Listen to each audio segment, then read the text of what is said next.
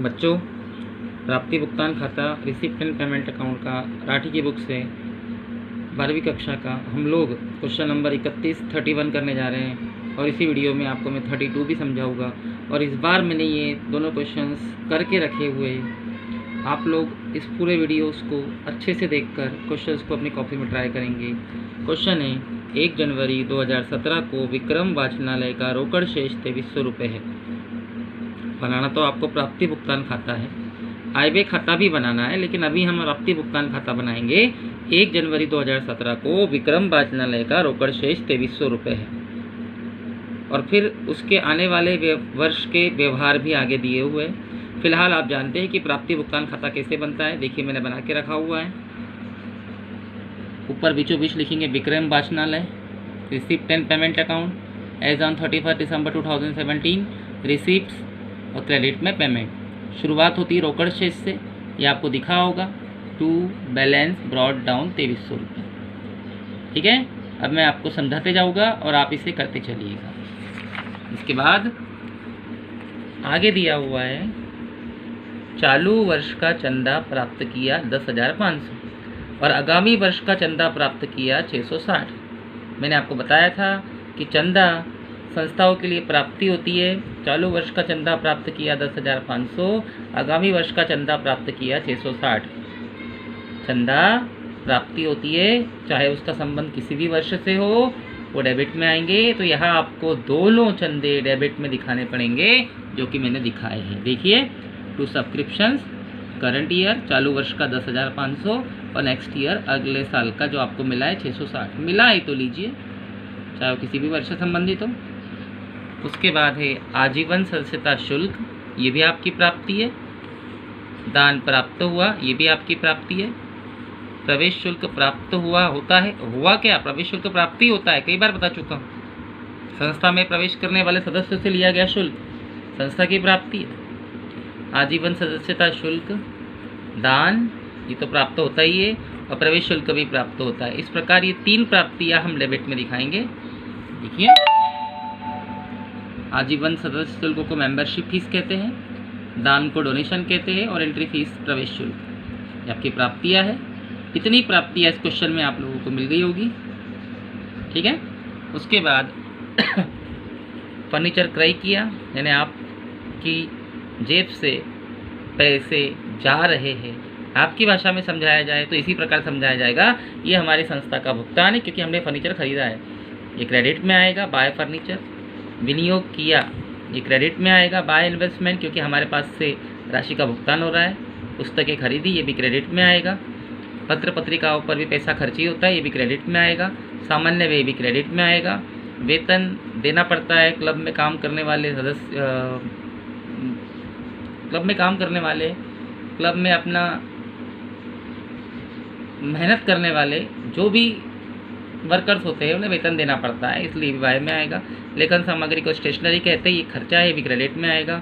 मरम्मत भी खर्चा ही माना जाएगा, क्रेडिट में आएगा। बैंक में जमा किया, यानी आपके पास से राशि जा रही है, ये भी क्रेडिट में आएगा। इतनी चीज़ें क्रेडिट में आएगी। अदत्त वेतन, यानी वेतन देना बाकी है, इसका लेखा नहीं होगा क्योंकि ये भुगतान नहीं है। अदत्त उपार्जित और रॉस का लेखा नहीं होता है। फर्नीचर पर रॉस लगाया, ये नगदी नहीं होता, इसलिए इसका भी लेखा नहीं होगा, कई बार बता चुका हूँ। अदत्त उपार्जित और मूल्य रॉस का लेखा प्राप्ति भुगतान खाते में नहीं होता है, मैंने आपको शुरुआत में ही बता दिया था। उसके बाद आजीवन सदस्यता शुल्क और प्रवेश शुल्क का पूंजीयन करना है, ये समायोजन है और यहाँ समायोजन का कोई प्रभाव नहीं पड़ता है, आय व्यय खाते से संबंधित है। और आंसर निकालने के लिए आप क्या करोगे, आपको पता है।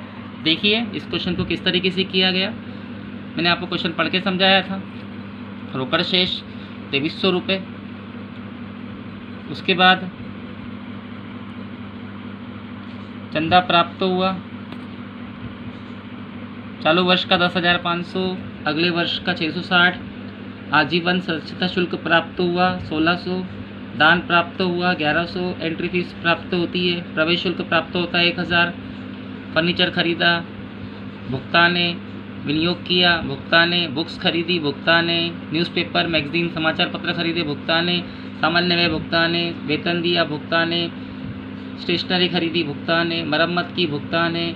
और फिर आखिरी में आपने बैंक में पैसा जमा किया, ये भी आपके पास से भुगतान ही माना जाएगा। और अंत में आंसर कैसे निकलेगा, ये 60 रुपये आप जानते हो, इसे आपको ट्राई करना है। डेबिट का टोटल लगाना है, उसे यहाँ लिखकर दोनों साइड का टोटल बराबर कर देना है और फिर डेबिट के टोटल में से क्रेडिट का ये सारा टोटल माइनस करोगे तो अंतिम रोकड़ शेष संस्था के पास बचेगा बाय बैलेंस के डाउन 60 रुपये। इसी प्रकार से मैं अगले क्वेश्चन पे ले जाता हूँ आपको। अगला क्वेश्चन है 32, दिख रहा है सब लोगों को। इस 32वें क्वेश्चन में भी आपको प्राप्ति भुगतान खाता और आयव्यय खाता, देखिए यहाँ लिखा है निम्नलिखित सूचनाओं के आधार पर हनुमान क्लब का प्राप्ति भुगतान और आयव्यय खाता बनाइए वर्ष 2017 के लिए। तो भैया आपको आयव्यय खाता भी बनाना सीखना है। अभी हम अगले एक वीडियो और बनेगा क्योंकि प्राप्ति भुगतान खाते के 2 क्वेश्चंस अभी बचे हुए हैं, उसके बाद मैं आपको आयव्यय खाता बनाना सिखाऊंगा जो थोड़ा सा लेंदी है, बड़ा है और वहाँ ज़्यादा क्वेश्चंस भी है। फिर भी हम एक दिन में 3 क्वेश्चन के हिसाब से करेंगे उसे। आपको यहाँ आयव्यय खाता नहीं बनाना है, प्राप्ति भुगतान खाता मैं आपको बना के दिखाता हूँ हनुमान क्लब का। तो एज इट इज़ जैसा हम लोग करते आए हैं, ये देखिए ऊपर लिखेंगे Hanuman club receipt and payment account, receipt and payment. तो मैं आप पहले क्वेश्चन समझा देता हूँ, 3 चीज़ें पढ़ के बता देता हूँ, उसके बाद आप लोग उसको जमाते चलिए। देखिए सबसे पहले शुरुआत तो रोकड़ बाकी से करेंगे। रोकड़ बाकी यानी ट्रू बैलेंस ब्रॉट डाउन। प्राप्ति भुगतान खाते की शुरुआत उसी से होती है, भले वो शुरू में दिया हो या लास्ट में। आपको शुरुआत में रोकड़ शेष लेना है। रोकड़ बाकी 1 जनवरी 2017 वर्ष के प्रारंभ का रोकड़ शेष 400 रुपये, ये डेबिट में आएगा। देखिए ट्रू बैलेंस ब्रॉट डाउन 400 रुपये। उसके बाद चालू वर्ष के चंदे वसूल हुए, गत वर्ष के चंदे वसूल हुए यानी चंदा मिला गत वर्ष का, डेबिट में आएगा कि भाई मिला है। चालू वर्ष के चंदे प्राप्त हुए मतलब आपको 2 बार चंदा मिल रहा है, पिछले साल का जो वहाँ नहीं मिल पाया था पर यहाँ मिल गया, और चालू वर्ष का जो इस साल का है और इस साल मिल गया। वो कुछ भी हो, चंदे मिल तो रहे ना, आपको डेबिट में लेना है। और चालू वर्ष के चंदे प्राप्त नहीं हुए मतलब मिलना बाकी है, मतलब उपार्जित, इसे छोड़ देंगे। ठीक है,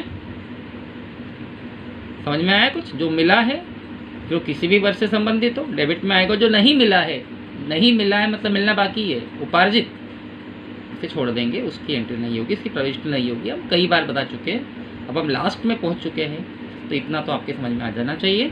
देखिए मैंने इसको किस तरीके से दिखाया है।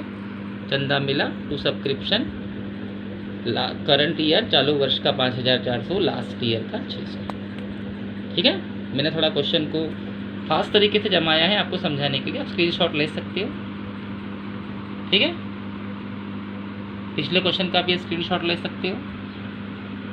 ठीक है, चलिए तो वापस से क्वेश्चन पे आते हैं। चंदे की जानकारी मैं आपको दे चुका हूँ, अब आगे लिखा है आगम।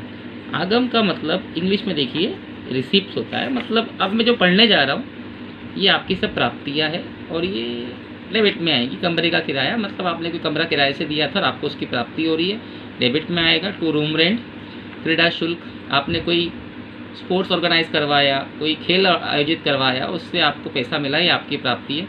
जलपान ग्रह से राशि प्राप्त हो, जलपान ग्रह मतलब जो कैंटीन वगैरह होती है उससे आपको पैसा मिला है। तो यहाँ आगम लिखा होने की वजह से ये तीनों चीज़ें प्राप्ति में आएगी। देखिए टू रूम रेंट, कमरे का किराया प्राप्त हुआ, स्पोर्ट्स फीस, क्रीड़ा शुल्क प्राप्त हुआ, और रिफ्रेशमेंट से मिली हुई प्राप्तियाँ, रिफ्रेशमेंट मतलब जो कैंटीन वगैरह होता है उससे आपको पैसा मिल रहा है, ये डेबिट में आ गया। उसके बाद मैं वापस से क्वेश्चन पे जाता हूँ। यहाँ लिखा है भुगतान। अब भुगतान मतलब ये सब भुगतान है तो आप समझ ही गए होंगे, क्रेडिट में आएगा। वेतन सैलरी क्रेडिट में आएगा, मरम्मत रिपेयर क्रेडिट में आएगा, छपाई स्टेशनरी क्रेडिट में आएगा, जलपान ग्रह की सामग्री क्रेडिट में आएगी, चौकीदार की मजदूरी क्रेडिट में आएंगी, बिजली व्यय क्रेडिट में आएंगे, किराया क्रेडिट में आएगा। सब भुगतान है तो भुगतान में आएगा। अदत्त व्यय नहीं आता है इसलिए मरम्मत अदत्त और जलपान ग्रह सामग्री अदत्त ये नहीं आएगी।